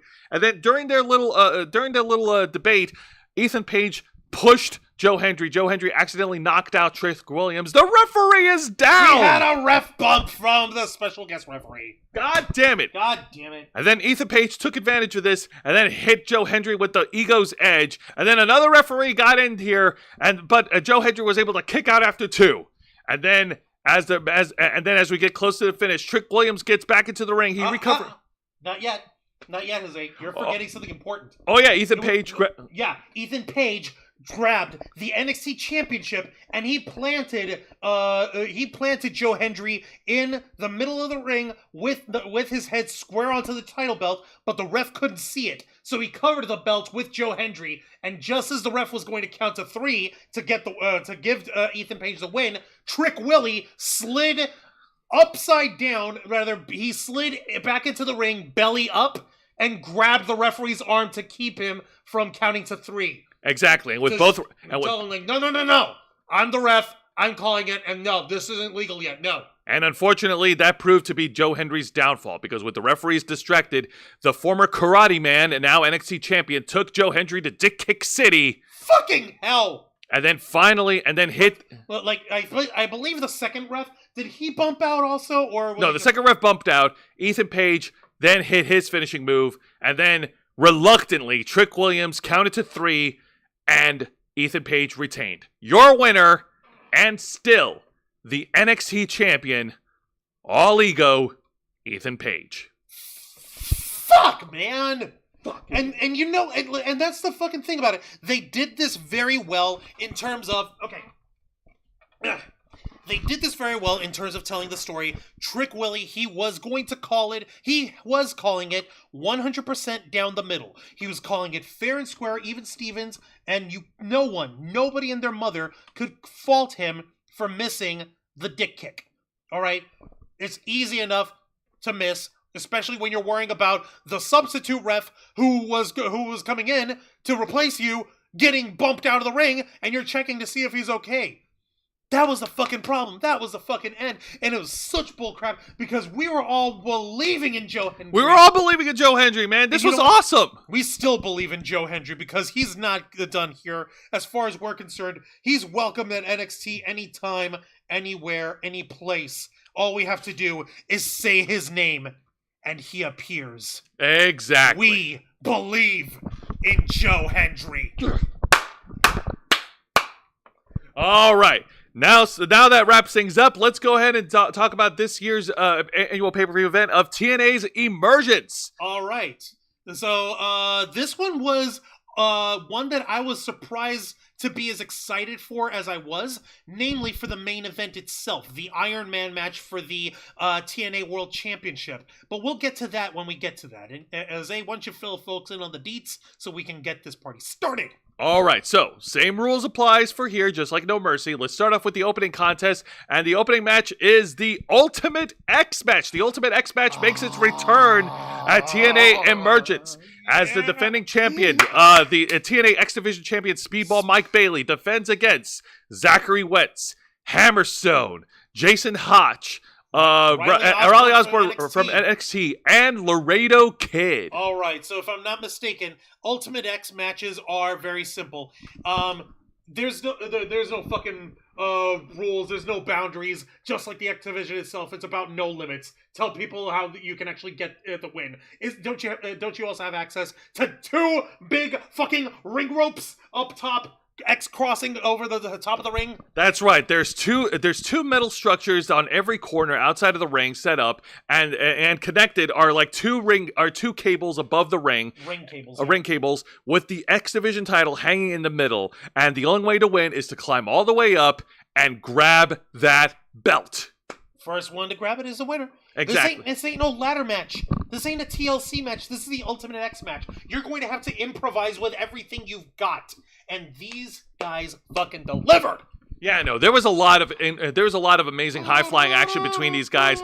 Hammerstone, of course, being the big heavy. I like how the guys tried to jump Hammerstone early on since he was the bigger threat. Alexander Hammerstone. Yeah, no, this fucking giant. I'm glad they shirked his name to Alex, because Alexander, I would have been okay if he was Alex Hammerstone. Well, Alexander Hammerstone, it's mimetic because, Hamilton, right?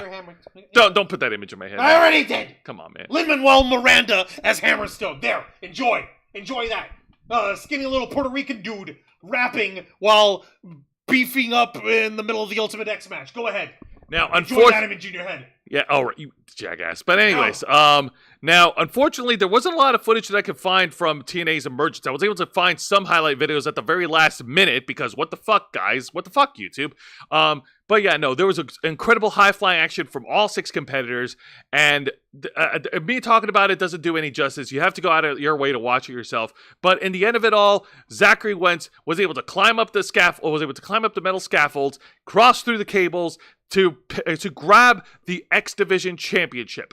Your winner and the new TNA X Division Champion, Zachary Wentz. Hot fucking damn, man. And this was 2 nights before No Mercy, so he actually got a chance to to represent TNA and bring the X Division title with him at the pay-per-view event of No Mercy. Yeah, exactly, and that was fun over there. And they even mentioned, like, yeah, at Emergence he won he fought against 5 other men in their Ultimate X match and became the new X Division champion. Very good and very happy for him. And of course, Zachary was also defeated Wes Lee at No Mercy. And we got to see Celebration.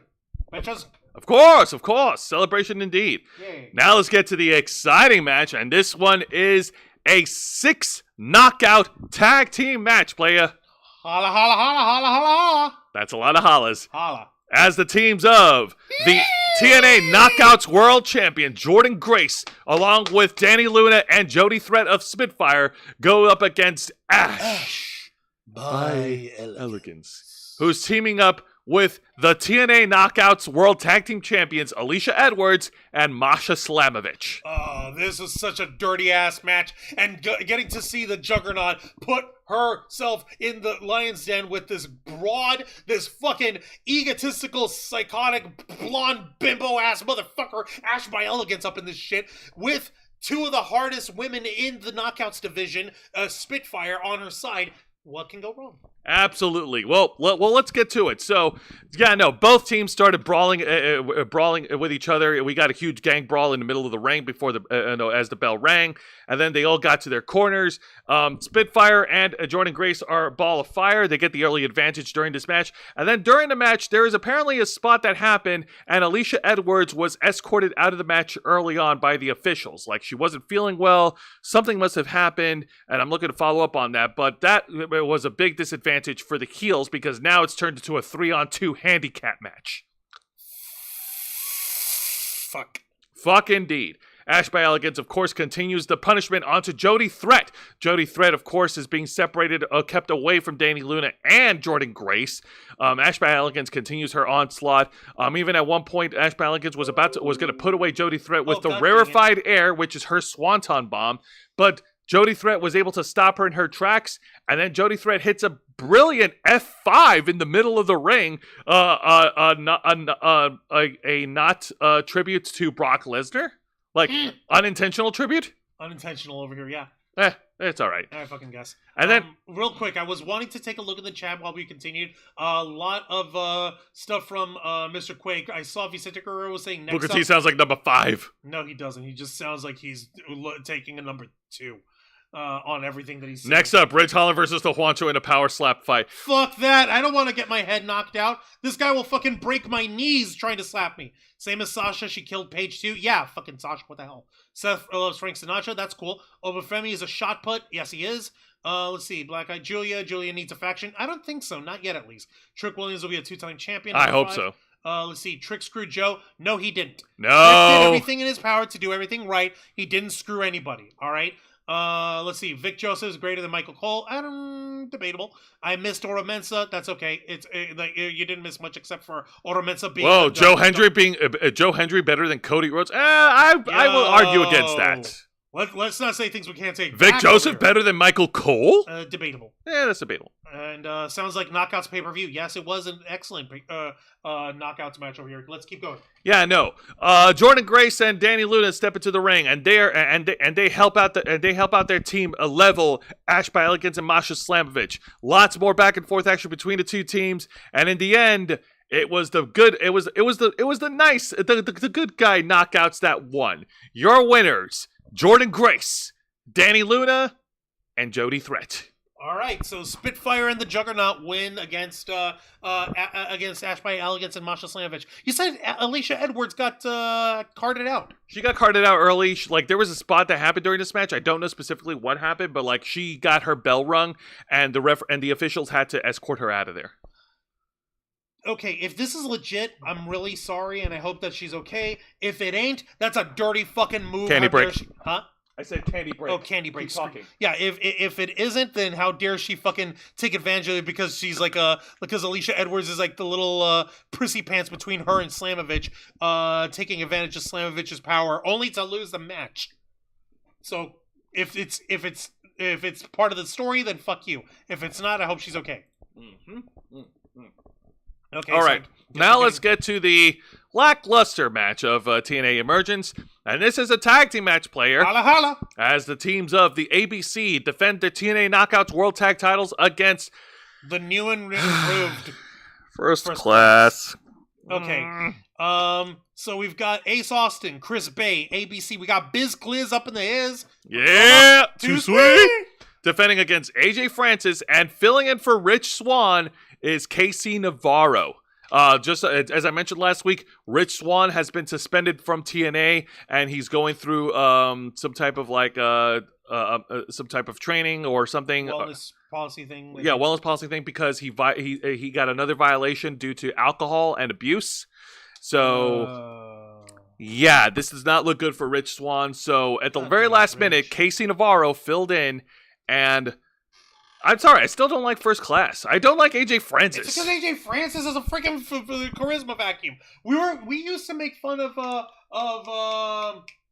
who was the fucking charisma vacuum? The fucking dude. Yeah, the brain issue thingy. And he was giant. He was teamed up with Robert Stone. Oh, Von Wagner. Von Wagner. That was before we learned about that. And we're like, okay, yeah, we can't say shit. He was still a charisma vacuum. Sorry, sad to say. But legit though, AJ Francis, he ain't it. He ain't it. I'm sorry, man. You ain't it. I don't know what you think you are, but you ain't it. Dude, your digital media title was even lackluster. You know what you are? You ain't him. You ain't him. Yeah, that's why Swerve is the AW World Champion and you're not. Exactly. Isaiah Swerve. Actually, no, I take it back. He's not the champion. But he was champion. He was the champion. He was the man. And you're not the man. You're just a man that went over. No, you're just a man.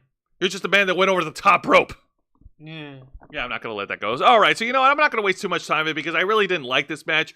ABC was able to retain the tag titles after beating up AJ Francis and Casey Navarro. I'm sorry. Fuck First Class, man. I hate that act. What the hell, Starscream? Yeah, let's wipe our hands clean of this First Class bullshit. But who won the match? ABC. They retained. Biz Gliz up in the his. They retained. Hells yeah, man. Okay, that's cool. Yeah, that's very good. And yeah, again, throw them up. Too sweet. Yeah, and now let's get to the main event of TNA Emergence. And this match is for the TNA World Championship, contested under a 60-minute Iron Man match. Challenger, the walking weapon, the Canadian machine himself, Josh Alexander, going one-on-one against the defending TNA World Champion, the Wanted Man, Nick Nemeth. Yep, Josh Alexander has turned heel at Slammiversary. He dick kicked Joe Hendry. Man, what is with Joe Hendry not wearing a cup? Right, dude. Protect your friends. Yeah, no. We believe in you, but you gotta believe in some protection, man. Exactly. Josh Alexander felt like the fans turned on him. The fans moved on from the heart and soul, the face of TNA, and Nick Nemeth, and he doesn't believe that Nick Nemeth is the face of the company, and Nick Nemeth is looking to prove Josh Alexander wrong. I got a chance to watch the 60-minute Iron Man match, and I gotta tell you, this was absolutely amazing. In the first part of the Iron Man match, it starts off with Josh Alexander and Nick Nemeth trying to keep it do some mat-based wrestling moves, do some amateur moves, trying to one up the other with a series of takedowns and arm drags and headlock takeovers and all that stuff. So it was like watching a good old Greco-Roman amateur wrestling match. So that was pretty fun. I like that. They're trying to out-wrestle each other. And this is well within their ballpark. These guys are amazing in this kind of game. And then afterwards, all that shit went out the window, and then they start hitting each other. Right, and Nick Nemeth hits a drop kick onto Josh Alexander. Josh Alexander then hits Ryan Nemeth with a couple of shoulder blocks, and then in a series of reversals, Nick Nemeth was able to steal the first point. He was able to roll up Josh Alexander and pin him and get the first point. Nice indeed. Got him. Yeah. Josh Alexander was not having any of that shit, because afterwards he got furious. He got pissed off. He started beating the shit out of Nick Nemeth, and then Nick Nemeth tried desperately to fight back. He tries to hit the zigzag, but Josh Alexander was not having any of that. And then I'm trying to remember here, because with the referee's back turned, with the referee's back turned, Josh Alexander hit Nick Nemeth with some weapon. I think it was like his headgear or something that he took off later in the match. You ripped off Josh's ear protectors? No, Josh ripped off his own ear protectors and clocked Nick Nemeth in the head. Well, that's your own stupid ass fault then, Josh. And then Josh hit the C4 spike, and he was able to get a pin, so now they're 1-1. But he wasn't satisfied, because immediately he picks up Nick Nemeth, hits another C4 spike, and gets the second point. So now Josh Alexander has 2 points, Nick Nemeth has 1. But the Iron Man match is not over, not by a long shot. These two guys continue on the fight, and Nick Nemeth is fighting desperately to try and stay in the game, and he was able to do so. He was able to reverse Josh Alexander. He tries to hit Josh Alexander with the Danger Zone, and he was able to tie it up with Josh again. So now they're 2 for 2. Holy shit! The tension, the drama, the pathos, the fucking fighting. And after some more back and forth action with this Iron Man match, the fans of Louisville, Kentucky were on their feet. Nick Nemeth actually pulled. Wait, they're in Louisville also? Emergence. Oh, yeah. Derby. Yeah, no, my bad. No, Sorry, go on. Sorry. My brain hiccuped. It's Okay. okay. You're fine. It's okay. It's been a long day. I was working. Yeah, no, the fans were on their feet, and in the final moments of the match, Nick Nemeth actually pulls a page out of Josh Alexander's book and hits Josh Alexander with the C4 spike in the middle of the ring to pin and score the final point to retain. 3-2. Your winner, and still the TNA World Champion, the Wanted Man, Nick Nemeth. And while the title victory was awesome, and Nick Nemeth deserves well earned, and Nick Nemeth deserves all the credit, and this match was fantastic, the surprises did not stop there, because we got a surprise appearance by former WWE World Champion John Bradshaw Layfield, JBL. Since this isn't happening inside WWE, we're simply John Layfield. Or simply John Layfield. Now, this was weird, because we were not expecting this big Texan motherfucker to show up here in TNA, especially not after such a barn burner of an Iron Man match.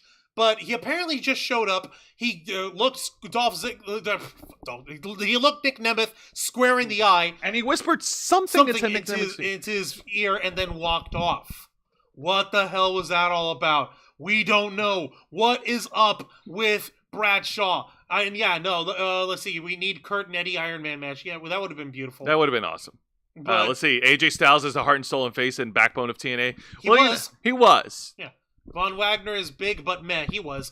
And Carmelo Hayes is good. Let's see. I hope Rich Swann gets his act together. So do I. I miss Black Snow. It's okay. Let's see here. Nick is tough as balls. Nick looks like $1 million. I know. He's in excellent shape. We are TNA. Awesome. JBL. I'm shocked. Bradshaw. I call him Nagel. That's so weird. But yeah. A great pay-per-view event from Emergence. Great surprise appearance from John Layfield, because he showed up in TNA, and he also showed up at a GCW event as well. Right, of all fucking places. And he helped Matt Cardona retain the GCW World title. Even though Matt Cardona, that dirty, rotten scoundrel, that rotten, a horrible SOB, how dare he? What he fucking did was abominable and unforgivable all at the same time. What he ended up doing was he's still got what's-her-face in his he's still got what's-her-face Steph Delander. Yeah, Steph Delander under his belt, under his thumb, because she's his property, apparently. Now, Wancho, what if I told you that something worse happened? Something worse than anything Matt Cardona could have done. Because after all, let's not leave them out in the dust. We do need to give an honorable mention, and the honorable mention does go to this week's edition of AEW Dynamite. Light the fuse, hit the boom, Dynamite! Yes, indeed. This week's Dynamite takes place over at the Now Arena in Chicago, Illinois, which is going to be the same arena that's going to be hosting AEW All Out this Saturday, September 7th. All right, so they're in Chi-Town. God damn it, Chicago's getting spoiled. Fuck you. And let's see what the brand were the best wrestle. Yeah, no. Listen, to their credit, I actually watched Dynamite. They had really good matches, good segments.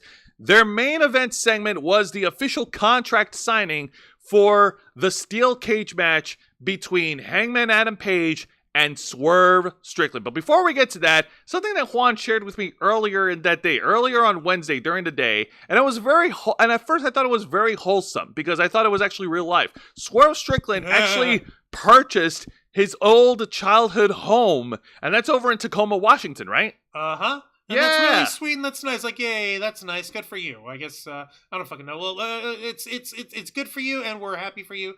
And we hope that that this helps give you some reconciliation and shit and makes you feel better and cozy inside. Of course. It was awesome. And we have a nice little promo video here, complete with Nana apparently, supposedly holding what we can only assume is the deed to the house, I guess? The deed to the house, I guess. I don't fucking know. I don't know. But anyways, and so now we fast forward to the evening of Wednesday, AEW Dynamite live, the official contract signing. So I sent you the image of the contract signing. You sure about that? Because I didn't see it in here. Yeah, go ahead. Well, let me find it over here. Didn't I? No, I don't. No, I didn't. So. Okay, my bad. Yeah, I was about to say, hobo. All right, that one's on me. All right. Give me a minute. Well, let me just do this and. Oh, shit. No, that didn't do it. Okay, bear with us, folks. We are going to discuss it. Technical support. So, no. In the official contract signing, which is moderated by Tony Schiavone, Swerve Strickland is the first guy to get into the ring. There's no sign of Hangman Adam Page. Apparently. Yet. He hadn't been there at the arena the whole night. Apparently not. So, Swerve Strickland is the first guy in. He sits down. And he is waiting for his opponent. He signs the contract. He signs his part of the contract, and and there he is. Oh, god dang it! I switched the wrong thing. Here we go. Give me a second. I got this. Okay. You okay me? There we go. God damn it, Swerve! What the hell? Damn. So it's not just Twitter. No, it's not just. So Twitter. Swerve Strickland is sitting in the ring, waiting for his opponent to show up. But like Juan said, Hangman Adam Page is nowhere to be found. He's nowhere to be found in Chicago. Where could he be? Apparently, Hangman wasn't in the city. He wasn't even in the state. He was nowhere. Actually, he was somewhere. He was somewhere very familiar to Swerve. Yeah, this is where we find out that he's got that the Hangman's got a live crew with him, and he managed to not yet. Bring out a little rocking chair, and he was in Tacoma, Washington, out in front of Swerve's house. Well, we only have 2 weeks between All In and All Out, so we got to do something really awesome to get people excited for the pay-per-view. So on this week's edition of Dynamite, they pulled out some hot shot angles, literally. That's fucking right. The hangnail fucking set Swerve's house on fire. Not metaphorically, but fucking literally. Are those bottles of Jack under there? I don't know. I think that's a bottle of whiskey or some type of booze. I know that red container is gasoline. This is a pointlessly large photo file, so let me just fucking... Oh my god. Hangman Adam Page set Swerve's childhood home... That's just a puddle. Set Swerve's childhood home on fire! You dirty son of a bitch. And of course, he ended the show with Swerve completely beside himself, and with the Hangman saying, oh, by the way, at All Out, we're going to learn that that Swerve's house is my house, or whatever. I don't remember. What do you fucking say? I don't fucking know. Something about houses and shit. You know what? It's Hangman Adam Page. But still, oh my goodness, that was crazy! Not gonna lie, this is pretty dope. That was pretty dope. It's a shame that it's wasted on a dipshit like the hangnail, but what can you do? Yeah, I know. But that being said, Yeah, that pretty much wraps things up, folks. On next week's edition of Wrestle... what do you mean wrap things Oh, up? yeah, ring the bell. Yeah, there we go. That's how we wrap things up, Zay. Thank you. Now, of course, final thoughts. I'm not going to go through each one of them individually. I'll just say that all the pay-per-views, they were phenomenal. They had their great moments, they had their weak moments like any other, but they were still fun to enjoy. Bash in Berlin was definitely fantastic. I know it's got some criticism from fans that there's only 5 matches on the pay-per-view, but that's because our boy Triple H is trying to go for quality over quantity, as Juan mentioned earlier in the program. And of course, NXT's No Mercy was also a hit. Julia showing up after Roxanne's title defense definitely got the fans fired up, and everyone loved seeing Joe Hendry compete in the main event, which has got to be amazing for him. And I hope that's not the end of Joe Hendry. I really hope not. At least not in NXT over here. We know that he's got his house over in TNA. In TNA. He's got his footing there. He's not leaving TNA anytime soon. But the fact that us believing in Joe Hendry helps people understand that he's definitely a hot commodity that you'd be nuts to pass up. And of course, TNA's Emergence was also an incredible pay-per-view event. The 6 knockout tag team match was fun to watch, and with the right team going over. Also, personal shout out to Jordan Grace for an outstanding performance at Black Label Pro Wrestling's Combine, where she beat Mandy Rose in an arm wrestling contest. That was cool. That was very cool. And of course, the Iron Man match. Let's not forget the Iron Man match with Nick Nemeth and Josh Alexander. Both these athletes are absolutely amazing. They're great in their craft. It was an incredible main event for the Louisville crowd. Yay! That's awesome. Everyone was so happy here. Let me take a look at the chat real quick. Let's not forget, at Emergence, what's his face? Joe Hendry was wrestling there too, wasn't he? He was wrestling there. He was wrestling with the Hardys against the system. Yep. And the Hardys were incorporated into Joe Hendry's entrance, and they mashed up the 2 songs of Joe Hendry's music and the Hardy Boys music, and they got to delete and believe at the same time. That was also fun. That was mimetic. Yeah, okay. And that was silly. All right. Who doesn't like it? Let me take a look at the chat real quick. Look at the chat before we wrap up. Great seeing JBL and TNA. Always marked for him, even when the IWC hated him. This is what happens when drunk cowboys play with matches. Yes, James Storm is a much better drunken cowboy than Hangman Adam Page could ever hope to be. Well, yeah, without him, you won't have beer money. MJF just like John Travolta. Not really. Let me take a look over here. Chicago is lucky since MJ. What? I don't know what they're trying to say. I don't know what MJ is. Anyway, so Michael Jordan. Oh, Michael Jordan. Yeah, of course. With Prince Nana, yeah, cool. Yeah, James. Oh my gosh. Yeah. So yeah, no, fucking. It was all around not a bad week. Not a bad week indeed. Now, on next week's edition of Wrestle Rewind, me and Juan will be covering the main event for this year's edition of AEW All Out. Oh boy, howdy, I hope no real-life controversy happens during the pay-per-view event that's going to cast a shadow on the entire enterprise. It's called foreshadowing, people. It's called foreshadowing. Well, I mean, CM Punk's already gone from the company, so I don't think they have a chance of a brawl. But the cancer, he's still there because the CM Punk cancer is there. Isn't that what everyone's saying? Oh my god!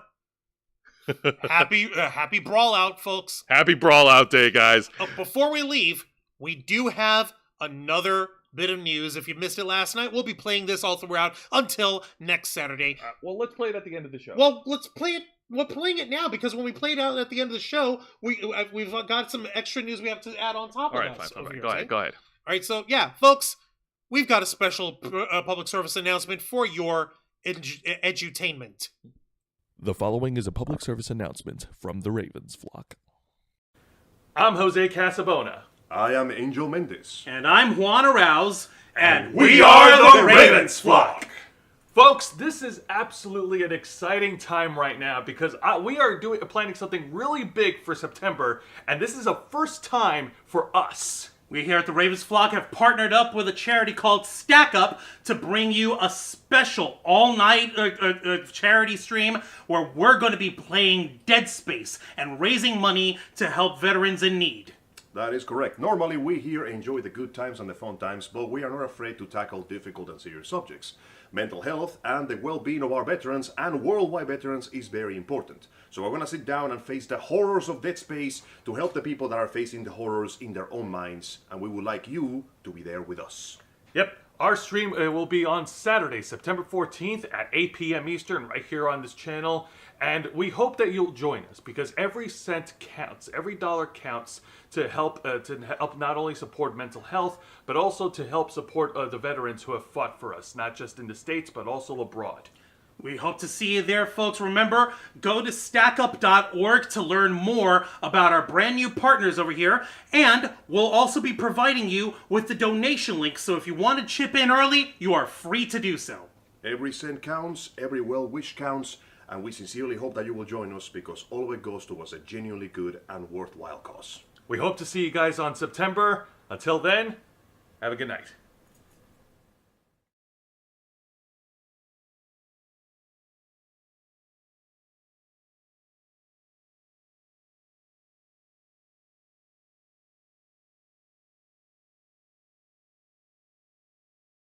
There we go. All right, folks. Thank you very much for that announcement. Now, as far as announcements goes, I really don't have much else to offer. So, Juan, go ahead and plug us away. I'll plug us away in a second over here, but we've got one extra little bit that we want to throw in for you folks. I'm putting the donation link in the live chat, and we're going to be sharing the donation link throughout this weekend and all throughout this week up until next Saturday night at 8 p.m. Eastern Time. So if you wish to donate early, you're free to do so right there.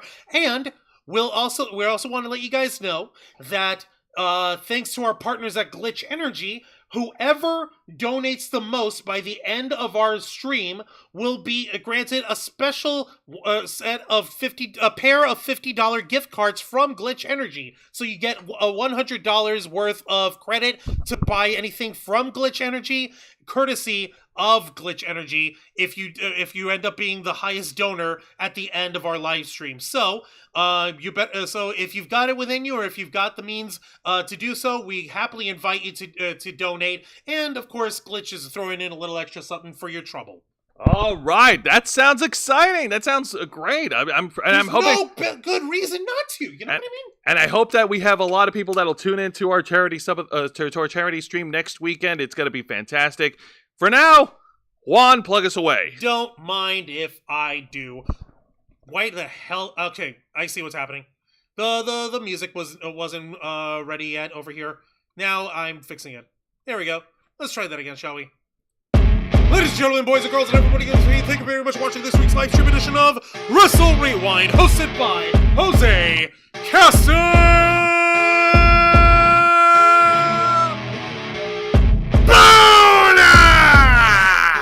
As he reviews for you the best of the worst of three of the most exciting professional wrestling programs in North America today: WWE's NXT, AEW Dynamite, and TNA Impact. Step into the ring every Thursday night at 10 p.m. Eastern Time, simulcasting on YouTube and Kick. Hit the subscribe and the follow button, ring the notification bell to stay up to date on all of our content. Become an inner flocker by hitting the join button, and until next time, continue to follow us on Facebook.com/TheRavensFlock, Twitter.com/RavensFlock13, Instagram.com/TheRavensFlockOnline, Kick.com/TheRavensFlock, and of course, remember to hit the subscribe button and ring that tiny little notification bell right here on our flagship platform, YouTube.com/TheRavensFlock, humble home of the Black Files, Los Amigos Play, Wrestle Rewind, and The Ravens Flock. All right, folks, thank you very much for tuning in to another exciting edition of Wrestle Rewind. For Mr. Juan Arouse, I'm Jose Casabona. Dankeschön, Auf Wiedersehen, and CM Punk was right.